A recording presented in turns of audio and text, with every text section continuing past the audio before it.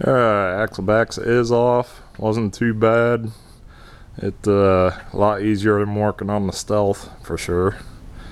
And just why I thought pretty much straightforward. There were some things that I did different than I didn't have to remove I unbolted the hangers. Here's the GT500 axle back right here with they're pretty much the same size, but the guts is different. And a 4-inch tip, which you will see in the pictures. But just for shits and giggles, I'm gonna start it up with no mufflers. It's probably gonna be the only time it's gonna be started up with no mufflers. All right.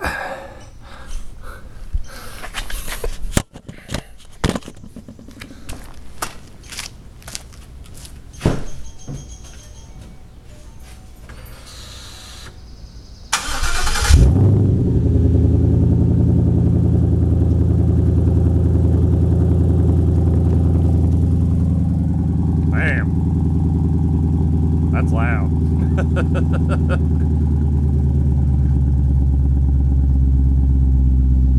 You see the shit on the ground moving from the exhaust.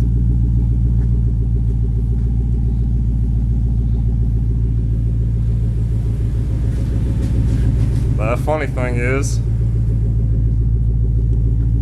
even if this was no mufflers, it's still quieter than what the Stealth was. But in this car's defense, this still has resonators and cats. The Stealth didn't have any of that.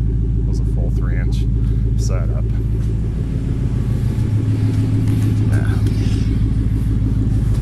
I'll give her a rev.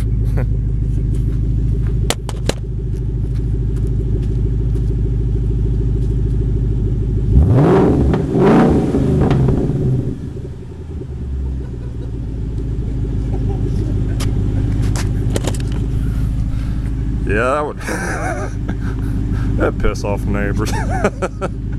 Alright, that was no mufflers. But I could see that being a drone-ass setup. And for long road trips, that would not be good for me. Sounds good, but GT500's axle backs will fit the bill. I'm not looking for much louder in stock. Don't want to attract too much attention when I'm out driving out and about at 1 in the morning. Actually, it's pretty quiet right now, but once you get on it, game over. Anyways, that's no mufflers. I'll make another clip when the GT500 exhaust gets installed, which is right about now.